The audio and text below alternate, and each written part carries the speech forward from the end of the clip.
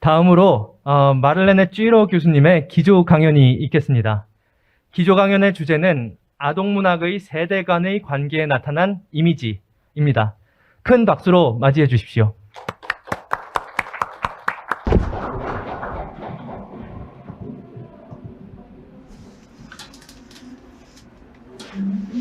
여러분 안녕하십니까?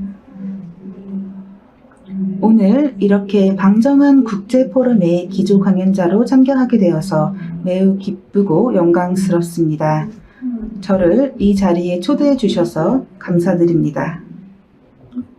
비록 직접 현장에서 참여하지 못해 굉장히 아쉽지만 가까운 시일 내에 여러분을 뵐 수 있게 되기를 바랍니다.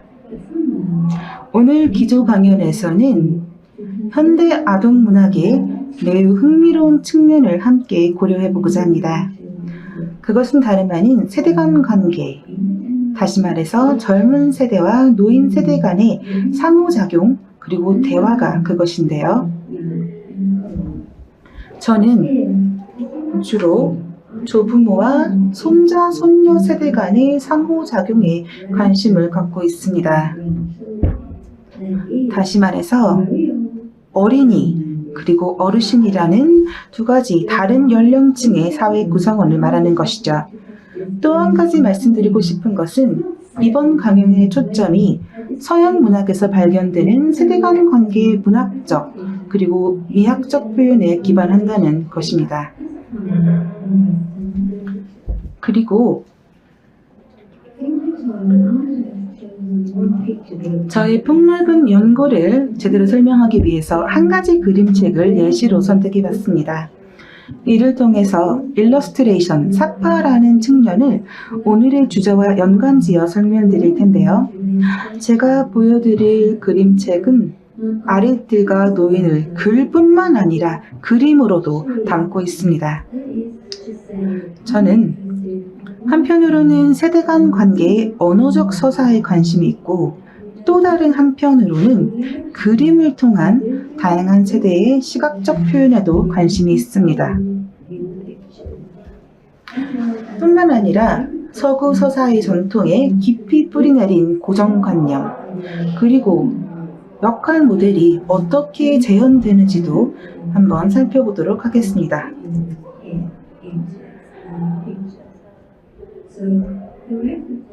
이론적으로 저의 설명은 아동 연구 그리고 연령 연구 분야와 관련되어 있고 베네세 유세 그리고 줄리아 베네 그리고 아니카 울먼 등이 보여준 것처럼 아동문학 연구를 위한 두 가지 학제 간 접근 방식도 있습니다.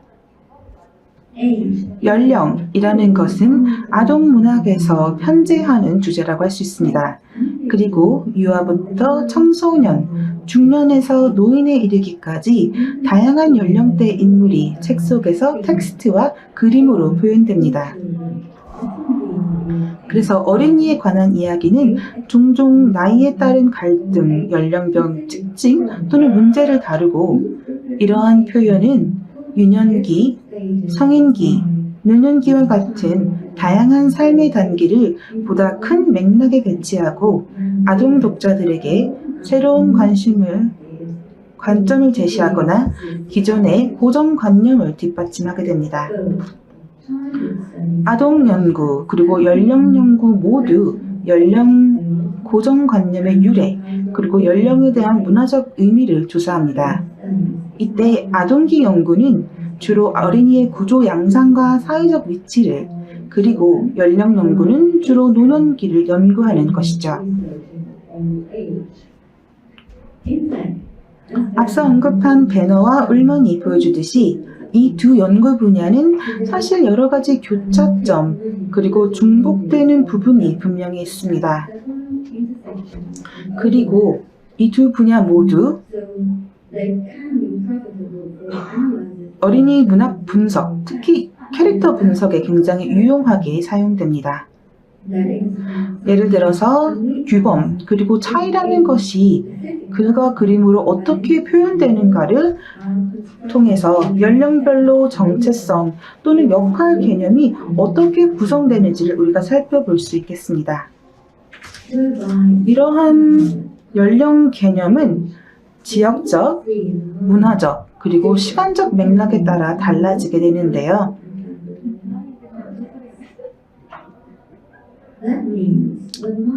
제 경우를 예로 들자면 독일어권 관련해서 잠시 후부터 자세하게 설명을 드릴 텐데요.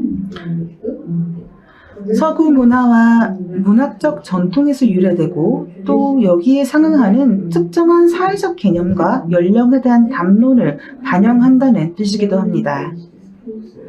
그리고 이것은 역사의 특정 시점, 다시 말해서 오늘날 어떤 특정 사회, 예를 들어서 독일, 오스트리아, 스위스에서 어린이, 청년, 중년 또는 노인으로 살아간다는 것이 과연 무엇을 의미하는지를 보여주고 있습니다. 이러한 측면은 아동문학이 아동의 사회화에 중요한 역할을 한다는 점에서 아동학 그리고 연령 연구와 분석에도 관련이 있습니다.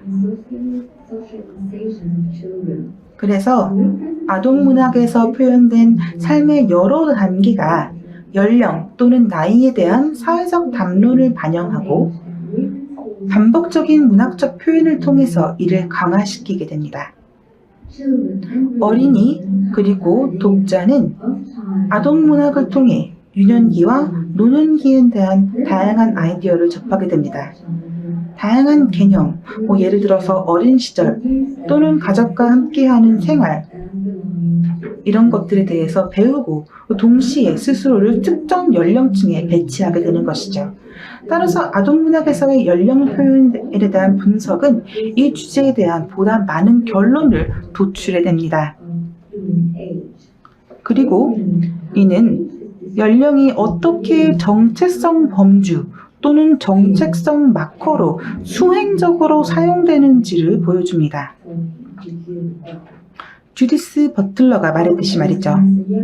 또는 바네사 유슨이 그녀의 모노그래피 아동문학에서의 성인기에서 말했듯이 연령에 대한 어린이 문학의 메시지는 젊은 사람들이 자신의 나이에 맞게 행동하고 또 결정을 내리고 다른 사람들의 연령적 수행을 평가하고 자신의 과거와 현재 그리고 미래를 숙고하는 방식에 굉장히 강력하게 작용합니다. 이를 염두에 두고 이제 연령의 표현 또는 연령 경계를 초월한 관계의 문학적 예시를 한번 보여드리도록 하겠습니다.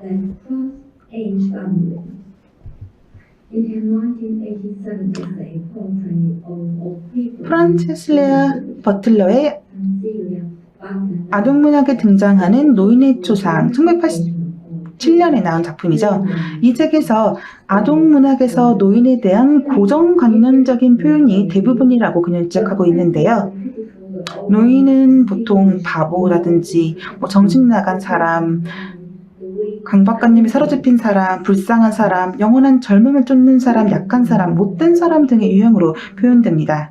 오랜 연륜에서 비롯된 지혜를 가진 노인이라는 어떤 긍정적인 이미지는 매우 드물게 발견된 것이죠. 하지만 오늘날의 아동문학을 살펴보면 이러한 유형은 굉장히 시대착오적이라고 할 수 있습니다. 지난 수십 년 동안 특히 지난 5년에서 10년 사이에 아동문학에서 노인의 이미지는 크게 바뀌었습니다. 앞서 언급한 고정관념적인 노인에 대한 표현은 예전 작품에서는 여전히 찾을 수 있지만 최근 들어 패러디 방식으로 의도적으로 깨지기도 했습니다. 이제는 노인들이 부차적인 캐릭터, 인물로만 등장하는 것이 아니라 간단히 말하자면 두 부류의 노인이 존재한다고 할 수 있겠는데요. 신체 그리고 정신이 건강하고 굉장히 능동적이고 자기주도적으로 삶을 살고 있는 새로운 유형의 노인들이 있는 반면 치매에 걸려서 이른바 제2의 아동기에 있는 노인들도 있습니다.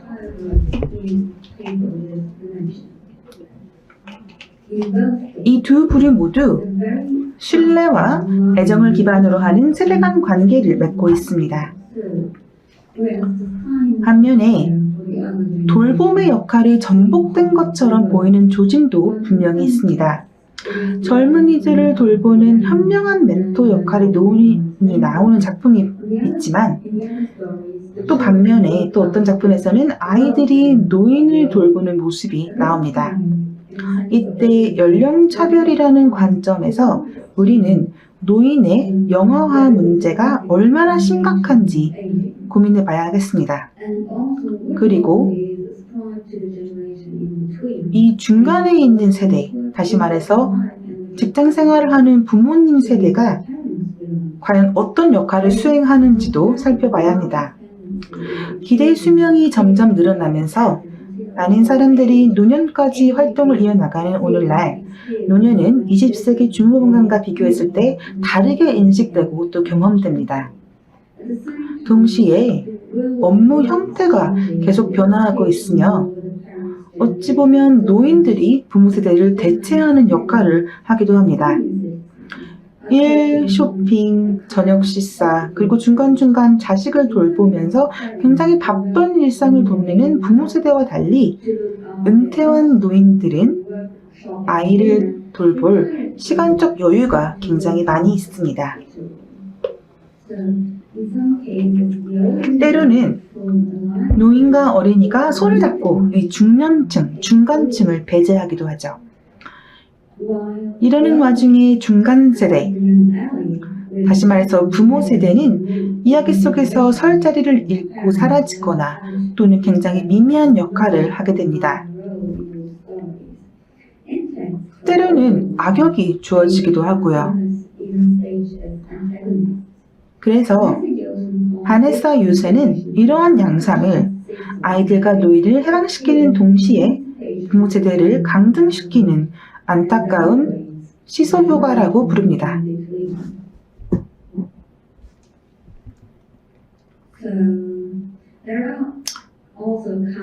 수없이 많은 그림책에서 이 중간에 놓인 부모 세대가 아예 빠져 있는데요.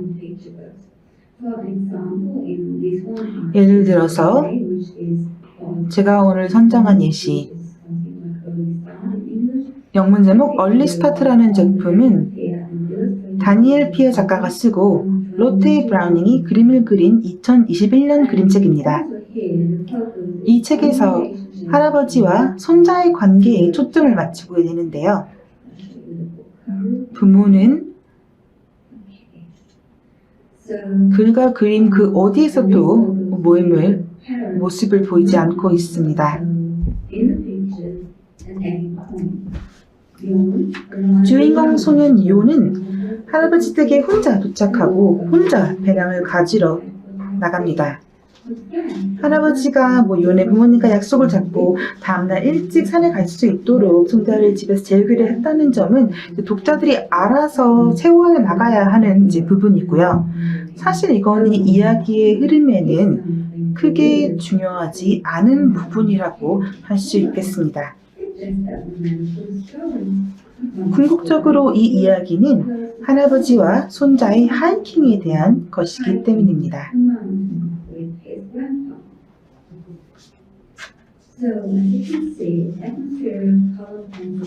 보시다시피 색연필 그림은 독일, 오스트리아, 스위스 국경에 자리 잡은 알프스 산에서 발견되는 매혹적인 산악 세계를 보여줍니다. 이 풍경 속에서 할아버지와 손자는 함께 산꼭대기로 오르는데요. 모험을 좋아하는 소녀는 동물, 식물을 발견하고 또 이어 반대로 할아버지는 마치 주변 환경에 작별 인사를 하는 것처럼 보입니다. 사파가 로테 브라우닝은 할아버지를 굉장히 우울한 표정으로 그리고 손자는 호기심 가득한 표정으로 그려냅니다. 그래서 이 작품 얼리 스타트는 할아버지와 손자의 당일치기 여행에 대한 이야기를 들려주지만 나아가서 연령적인 유사점과 차이점을 지적하기도 합니다. 예를 들어서 윤이 다음날 여행에 대한 기대로 쉽게 잠들지 못하는 장면이 있습니다. 제가 읽어드릴게요. 이 장면에서 대화는 우리 내일 일찍 일어나야 한다. 저녁 시간 후에 할아버지가 말했습니다. 책을 조금 더 읽어주시겠어요? 오늘은 그만하자. 이제 잠들 시간이야. 짐도 마저 싸야 해요. 내일 하도록 하자. 아직 설거지도 해야 하는데요. 내일 하도록 하자. 이제 자러 갈 시간이야. 그것도 내일 하면 되겠네요. 라고 조기는 답했습니다. 여기서 오랜 연륜으로 능숙한 할아버지는 굉장히 친근하면서도 단호한 태도로 손자를 대합니다. 할아버지는 나이에 걸맞게 참을성과 애정을 가지고 이제 무엇을 해야 되는지를 결정합니다.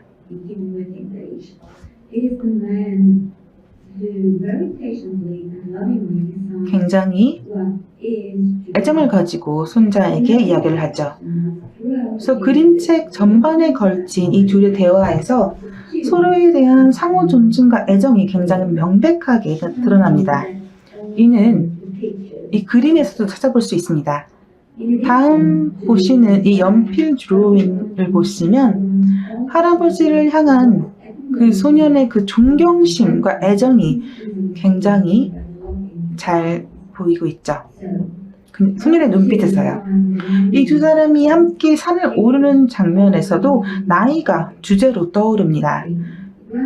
그리고 이와 관련해서 할아버지가 중의적으로 애매모호하게 받아들여질 수 있는 표현을 종종 하는데요. 이와 관련해서 제가 3가지 예시를 골라보았습니다. 첫 번째 예시로는 요니 쥐를 발견하고 할아버지에게 쥐를 본 적이 있냐고 물어보자 할아버지가 예전에는 모든 동물 다 봤지 라고 대답합니다. 할아버지는 이 장면에서 쥐를 보지 못했고 사실 할아버지의 연세가 글이나 그림으로 명시되지 않았기 때문에 그 이유가 노안 때문인 건지 또는 느린 반응 속도 때문인지는 독자의 해석에 달려 있습니다.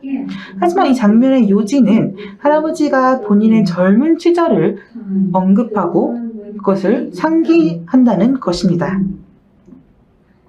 네, 두 번째 예시로는요. 할아버지와 손자가 작은 호숫가에서 휴식을 취하고 있는데 이제 요니 물수제비를 시도하고 있어요. 하지만 돌멩이가 계속 가라앉는 것을 보고 할아버지가 너무 늙어서 그래. 나이가 들면 좀처럼 뛰지 못해. 라고 말하는 장면입니다. 이 할아버지의 굉장히 재치 넘치는 장난스러운 발언은 물수제비의 서툰 손자를 보면서 그것에 대한 원인을 돌멩이의 노화에서 찾는 모습을 보여줍니다. 할아버지의 유머 감각은 3번째 예시에서도 드러납니다. 손자가 할아버지에게 달리기 경주를 제안하자 할아버지는 이에 응하는 대신에 새로운 대화를 이어나갑니다. 할아버지 빨리 오세요. 우리 둘 중 누가 먼저 정상에 오른지 한번 봅시다. 라고 얘기하자 할아버지가 대답합니다. 나는 50년 전에 벌써 정상에 올랐단다. 그건 무효예요. 라고 손주가 말합니다. 그래서 할아버지가 이 경쟁하고자 하는 손주의 도전을 받아들이지 않는 이유는 첫 번째 예시에서처럼 독자의 해석에 달려 있습니다. 하지만 한 가지 해석은 그가 손자를 이기고 싶지도 않고 손자에게 또 패배하고 싶지도 않다는 것일 수 있는데요.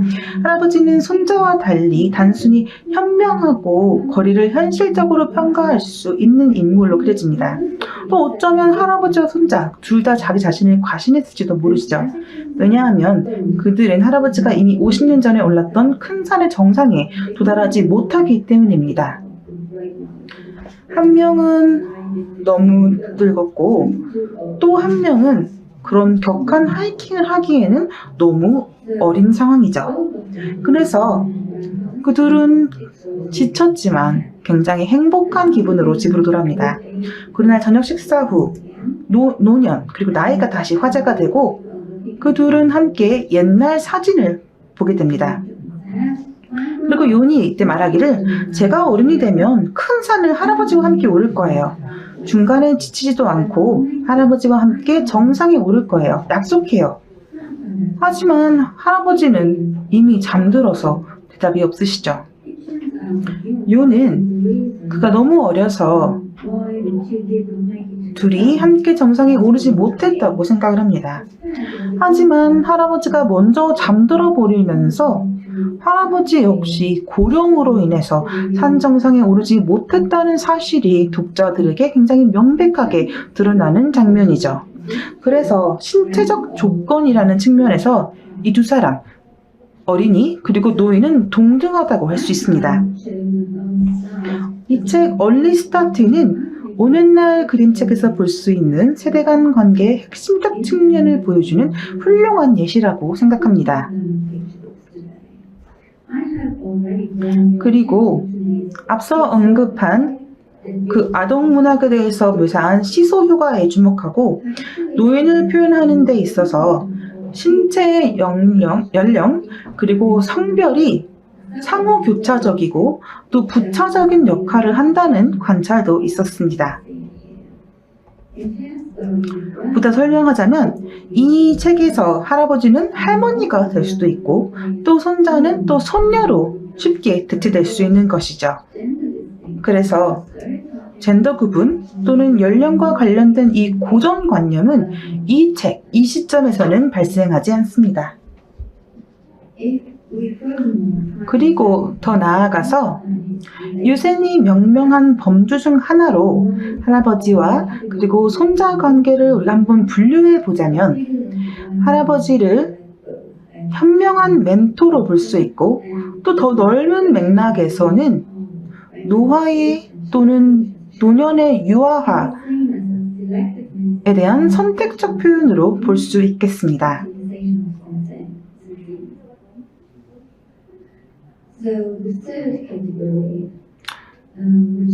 또 여기서 세 번째 범주가 있는데 유센이 노년의 부장이라고 부르는 이 세 번째 범주는 할아버지의 재치 있는 대답에서 암시되고 있습니다. 이 짧은 서사에서 명시적으로 표현되지는 않지만 오히려 할아버지는 자신의 나이에 대해서 굉장히 긍정적인 면 그리고 부정적인 면을 둘 다 인지하고 또 받아들이는 모습을 보여줍니다.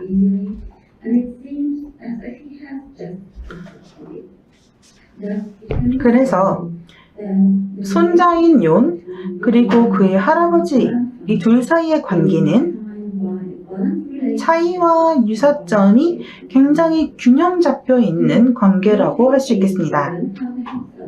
나이가 많은 할아버지가 이 현명한 멘토의 역할을 맡지만 동시에 손자와 친구처럼 대화를 나누기도 하죠. 그래서 전통적인 가부장적 역할 패턴이 여기서는 재현되지 않습니다. 대신 세대 간 친밀한 유대가 묘사됩니다. 중간에 있는 부모 세대가 부재하거나 또는 여러 이유로 생략된 이 상황, 이 서사에서 이러한 세대 간 동맹은 다른 많은 그림책에서 찾아볼 수 있습니다. 현대 아동 문학에서 다양한 세대 간의 관계를 나타내는 전형이라고도 할 수 있겠죠. 그리고 나아가 1980년대 말에 비판받던 기존의 고정관념을 전복시키고 주디스 버틀러가 주장한 현명한 친구 또는 멘토가 우위에 서게 됩니다. 앞서 말한 두 번째 어린 시절을 겪는 인물과 더불어서요. 노년과의 또는 노인과의 시간은 굉장히 소중한 것으로 부각됩니다. 할머니와 할아버지는 선의와 그리고 풍부한 삶의 경험을 가진 동료로서 아이들 편에 서서 일상의 모험을 상상하고 또 이야기합니다. 그리고 그들의 부모 세대와는 달리 할머니, 할아버지에게는 조금은 비합리적인 행동도 허용됩니다. 제가 끝으로 강조해서 말씀드리고 싶은 것은 최근에 조부모, 할머니, 할아버지 세대의 또 다른 핵심 역할이 기후변화 그리고 환경보호라는 담론의 맥락에서 새롭게 전개되고 있다는 것입니다. 점점 더 많은 그림책, 논픽션, 그리고 서사 문학에서 노인들이 젊은이들로 하여금 자연을 알아가고 또 자연을 향유하도록 이끌고 있습니다. 그리고 앞서 언급한 얼리스타트라는 그림책에서도 굉장히 낭만적으로 표현된 자연의 경험을 엿볼 수 있었습니다. 그래서 이렇게 친절한 멘토 역할을 하는 노인들은 단순히 어린이들과 즐겁게 놀아주고 응원해주는 것을 넘어서 상실된 또는 잊혀진 가치를 아이들에게 전달합니다. 아이들은 자연에 대한 이해와 소중한 자연의 가치를 보물처럼 간직하게 됩니다. 그리고 나아가 지구 보호에 전념하라는 임무 또는 권한을 부여받게 되는 것이죠. 이러한 양상은 노인들과 젊은이들의 지위 향상과 함께 진행되며 이는 앞으로 우리가 이어가야만 하는 것입니다. 그래서 모쪼록 문학적 유토피아라만 남지 않기를 바랄 뿐입니다. 오늘 기조 강연 경청해 주셔서 굉장히 감사합니다. 그리고 이 소중한 기회를 주심에 다시 한번 감사드립니다.